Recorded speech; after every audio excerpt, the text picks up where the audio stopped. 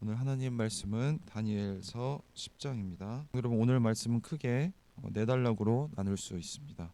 먼저 1절은 환상 보고의 도입부입니다. 그리고 2절부터 4절까지는 환상을 경험하는 준비입니다. 5절부터 6절까지는 천상적인 존재에 대한 모습에 관한 묘사이고 7절부터 9절은 다니엘의 반응입니다. 먼저 1절 같이 보도록 하겠습니다. 바사왕 고레스 제3년에 한 일이 벨드사살이라 이름한 다니엘에게 나타났는데 그 일이 참되니 곧 큰 전쟁에 관한 것이라. 다니엘이 그 일을 분명히 알았고 그 환상을 깨달았느니라. 성도 여러분, 이 다니엘서 10장부터 12장까지는 다니엘이 바사왕 고레스 제3년에 이 히데겔 강가, 이 티그리스 강가에서 본 이 마지막 때에 관한 환상입니다. 이 1절의 도입부를 제외하고 크게 세 단락으로 나눌 수 있습니다. 10장부터 11장 2절은 이 서론에 해당하는 단락으로 세마포 옷을 입고 허리에 우바스 순금띠를 두른 어떤 사람과 다니엘의 만남을 기술하고 있습니다. 그리고 본론에 해당하는 11장 2절부터 12절 4절까지에서 이 바사 시대의 종말에 이르기까지 이 세상의 역사가 어떻게 전개되어 갈지를 이 정치적인 사건들을 중심으로 다니엘에게 고지해 줍니다. 전체 48절 가운데 이 41절이 예루살렘과 유대의 운명에 직접적 그리고 간접적으로 영향을 끼친 이 셀루코스 왕조와 프톨레미 왕조의 이 패권 다툼에 관련되어 있고, 이 41절 가운데 25절은 다니엘서가 이 역사의 종말로 내다보는 이 안티오코스 4세 시대의 4세 시대를 배경으로 하고 있습니다.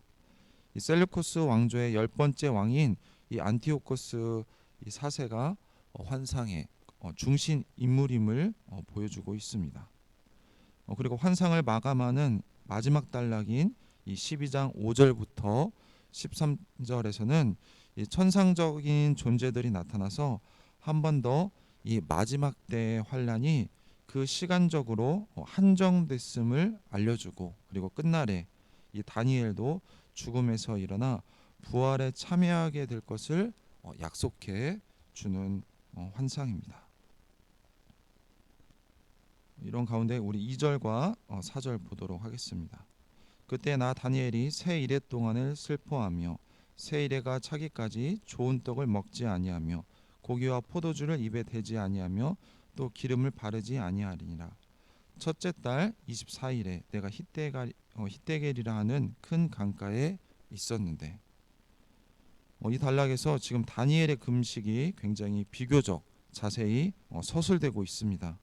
다니엘은 새 이래 동안 3주 동안 슬퍼하며 좋은 떡을 먹지 않고 고기와 포도주를 입에 대지 않고 기름도 바르지 않았다고 하고 있습니다. 그런데 이 새 이래 동안의 금식은 예외적으로 굉장히 긴 기간입니다.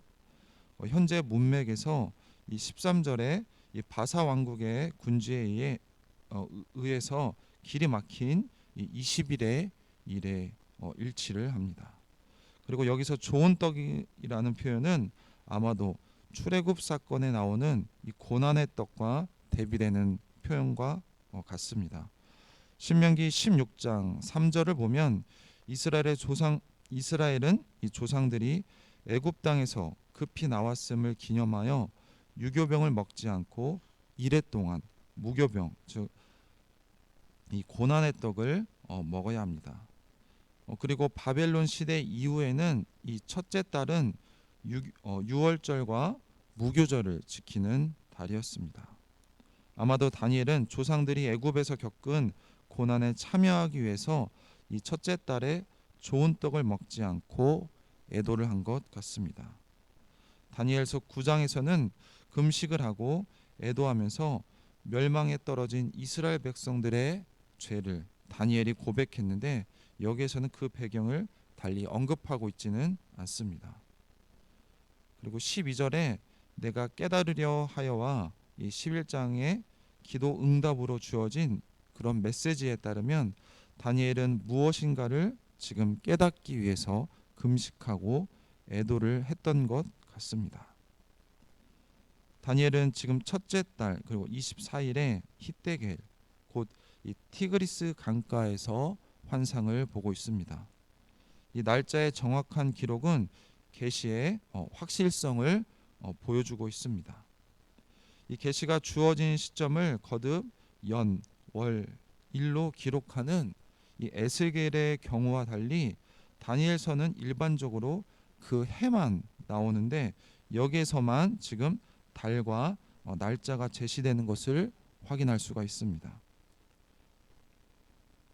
새 일의 금식이 끝나고 환상을 받은 이 첫째 달 24일이 특별히 알려줘야 할 필요가 있음을 우리에게 시사해주고 있습니다. 이스라엘의 전통, 이 축제 전통에 따르면 첫째 달인 이 니산월 14일 저녁에 유월절을 지키고 15일부터 이래 동안은 무교병을 먹는 무교절 축제를 즐깁니다. 그래서 24일까지 이 세 일에 동안 금식을 했다는 다니엘은 유월절과 무교절 기간에도 금식했음을 곧 출애굽 사건을 기념하는 유월절과 무교절을 지키지 않았음을 우리가 알 수 있습니다. 물론 이것은 절기 규정을 무시하는 태도에서 나온 것은 아닙니다. 이스라엘이 자유를 지금 현재 빼앗기고 다시 이방의 종이 되었기 때문에 다니엘에게 유월절은 더 이상 축제의 날, 기쁨의 날이 될 수 없기 때문입니다. 여전히 이방 땅에서 이방 민족의 지배를 받고 살기 때문에 해방을 기념하는 유월절과 무교절을 즐길 수 없다는 것입니다. 그렇기 때문에 다니엘은 지금 애도하고 금식하며 다시 옛 조상의 시대, 이 왕정 시대처럼 유월절과 무교절을 해방의 절기로 지킬 수 있게 되기를 지금 소망하고 있는 것입니다. 다니엘은 앞으로 이 말 하나님의 놀라운 현실로 인해서 금식하면서 기도하는 모습을 볼 수가 있습니다. 이것은 다니엘의 개인적인 아픔이 아니라 민족의 아픔을 온몸으로 끌어안고 지금 공감하는 그런 믿는 사람의 기도입니다. 24일까지 이 세 일에 동안 금식을 했다는 것은 다시 한번 유월절과 무교절을 지키지 않으면서 금식했다는 것을 의미하고 있습니다. 이것은 구원의 기쁨을 표현하는 날이지만 지금 이스라엘이 이방의 종이 된 처지이니 축제를 즐길 수 없었다는 것입니다. 다니엘은 애도하고 금식하며 왕정 시대처럼 유월절과 무교절을 해방의 절기로 지킬 수 있게 되기를 지금 간절히 소망을 하고 있습니다. 계속해서 5절과 6절 보도록 하겠습니다. 그때 내가 눈을 들어 바라본즉 한 사람이 세마포 옷을 입었고 허리에는 우바스 순금띠를 띠었더라. 또 그의 몸은 황옥 같고 그의 얼굴은 번갯빛 같고 그의 눈은 횃불 같고 그의 팔과 발은 빛난 녹과 같고 그의 말소리는 무리의 소리와 같더라. 다니엘은 지금 환상 가운데 세마포 옷을 입고 허리에 우바스 순금띠를 두른 한 사람을 보았습니다. 원래 세마포 옷은 직무 수행 중인 제사장이 입는 옷으로 정결함과 거룩함을 상징하지만 오늘 본문에서는 다니엘이 보고 있는 사람이 초자연적인 존재, 그러니까 천상적인 존재임을 시사해 주고 있습니다. 여기서 나온 우부스 순금은 우부스라는 지역에서 수입한 금을 가리킵니다. 일부 고대 역본에서는 솔로몬이 금을 수입했던 오빌로 번역을 하기도 합니다. 그리고 지금 현재까지 우바스는 정확한 위치가 어딘지 정확하게 밝혀지지는 않았습니다.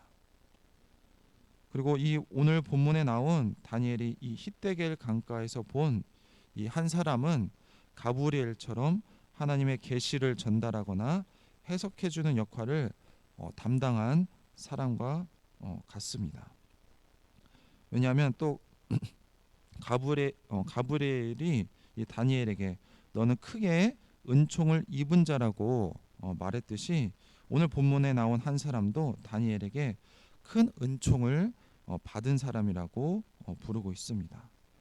이런 유사점을 고려해서 판단하면 오늘 본문에 나온 한 사람은 가브리엘 또는 그와 유사한 역할을 담당하는 천상적인 존재로 볼 수가 있습니다. 마지막 7절부터 9절 보도록 하겠습니다. 이 환상을 나 다니엘이 홀로 보았고 나와 함께한 사람들이 이 환상을 보지 못하였어도 그들이 크게 떨며 도망하여 숨었느니라. 그러므로 나만 홀로 있어서 이 큰 환상을 볼 때 내 몸에 힘이 빠졌고 나의 아름다운 빛이 변하여 썩은 듯하였고 나의 힘이 다 없어졌으나 내가 그의 음성을 들었는데 그 음성을 들을 때 내가 얼굴을 땅에 대고 깊이 잠들었느니라. 다니엘은 환상을 자기만 지금 홀로 보았음을 반복적으로 언급을 하고 있습니다. 여러 사람이 함께 있었지만 환상을 본 사람은 다니엘뿐이었다는 것입니다. 환상 안에 들어온 자만 하나님의 사건을 경험하고 환상 밖에 있는 자는 이상한 현상만 목도했을 뿐입니다. 이 마지막 때의 계시는 다니엘에게만 주어졌고 10장과 12장에 기술된 이 환상의 진정성과 그 확실성은 환상을 직접 경험한 이 다니엘에 의해서만 보장되는 것입니다. 그와 함께 있었던 사람들은 다니엘이 이 히데겔 강가에서 신비스럽고도 두려움을 야기한 어떤 특별한 사건을 경험했다는 사실을 확인해 줄 수만 있는 것입니다.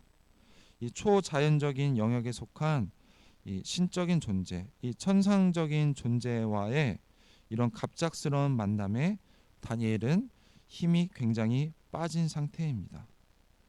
그가 말하는 소리를 듣고 다니엘은 얼굴을 땅에 대고 깊은 잠에 빠졌다고 나와 있습니다. 다니엘은 환상 중에 이 천상적인 존재를 봅니다. 다니엘이 혼절할 정도로 그 위엄과 영광에 압도를 당했습니다. 이것은 마치 요한계시록에서 요한이 본 이상과 그리고 당시 로마 유배라는 상황 그리고 그 존재의 형상도 그리고 반응도 굉장히 비슷합니다.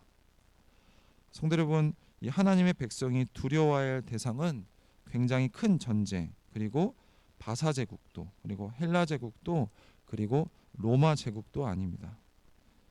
우리가 두려워할 분은 역사의 주관자이자 그리고 심판하실 바로 하나님 한 분뿐입니다. 그리고 이 단락에서 다니엘은 계속해서 홀로 환상을 보았습니다. 그리고 다른 사람들은 그저 크게 떨며 도망쳐 숨어버렸다고 나와 있습니다. 다니엘은 동족을 생각하면서 다가올 일을 염려하면서 그리고 미래를 생각하면서 탄식하면서 기도하는 다니엘에게만 하나님께서 환상을 보여주셨습니다. 지금도 이 시대와 그리고 교회의 아픔을 내 아픔으로 여기면서 기도하는 성도들에게 하나님께서 그 간구에 응답을 하시고 미래를 열어갈 용기와 소망을 하나님께서 그들에게 주실 것입니다. 성도 여러분, 우리는 현재 굉장히 어려운 환경과 상황 속에 있습니다. 그렇기 때문에 우리의 탄식에는 그 이유도 분명히 있습니다. 하지만 반대로 우리에게 희망과 소망의 이유도 확실합니다. 오늘 본문에 나온 다니엘도 이 다니엘의 탄식은 절망이 아닌 희망으로 내일 본문을 보면은 그 끝을 맺고 있습니다. 탄식 중에도 희망과 소망을 품을 수 있는 것은 바로 우리의 소망이 주께 하나님께 있기 때문입니다. 성도 여러분, 우리가 살고 있는 인생과 그리고 삶은 소망과 절망이 공존하는 세상입니다. 하지만 우리를 소망으로 이끄는 것은 언제나 하나님이시고 그것이 하나님의 약속이자 하나님의 변치 않는 하나님의 언약입니다. 그러므로 우리는 하나님의 언약을 믿고 소망을 가지고 살아가는 모든 성도님들이 되기를 소망합니다. 그래서 이 시대의 아픔과 그리고 현재 우리 한국 교회의 아픔을 공감하면서 어렵지만 하나님의 약속을 믿고 늘 기도하는 우리 모든 성도님들이 되시길 소망합니다. 기도하겠습니다. 하나님 감사합니다. 하나님 다니엘이 유배민으로 있으면서 하나님 자신의 아픔이 아니라 민족의 아픔 그리고 그 교회의 아픔을 공감하면서 기도하는 모습을 보았습니다. 그 축제 기간을 도저히 축제로 하나님 즐길 수가 없었습니다. 하나님 오늘날 우리도 마찬가지입니다. 하나님 이 시대의 아픔과 교회의 아픔을 우리가 같이 공감하면서 하나님과 같이 교제하면서 그 아픔을 위해서 우리 같이 기도하는 우리 모든 성도님들이 될 수 있도록 도와주시옵소서. 그래서 그렇게 기도하는 하나님 다니엘에게만 홀로 환상을 보여 주셨습니다. 그리고 그 환상을 통해서 하나님 다니엘에게 소망을 갖게 하셨습니다. 하나님 지금도 이 세상은 어려움 가운데 있습니다. 그래서 우리는 우리 나름대로 탄식하기에 충분한 이유를 가진다고 우리를 합리화하면서 세상을 비관하거나 탄식할 것이 아니라 그 절망 가운데에도 하나님 어려움 가운데에도 우리에게 소망을 약속하시는 하나님을 바라보고 늘 기도하는 우리 모든 성도님들이 다 될 수 있도록 도와주시옵소서. 그래서 우리의 이런 모습을 보고 세상이 희망을 가지고 하나님을 바라볼 수 있는 그런 하나님께 쓰임 받는 그런 도구가 될 수 있도록 하나님 인도하여 주시옵소서. 감사드리며 예수님의 이름으로 기도했습니다. 아멘.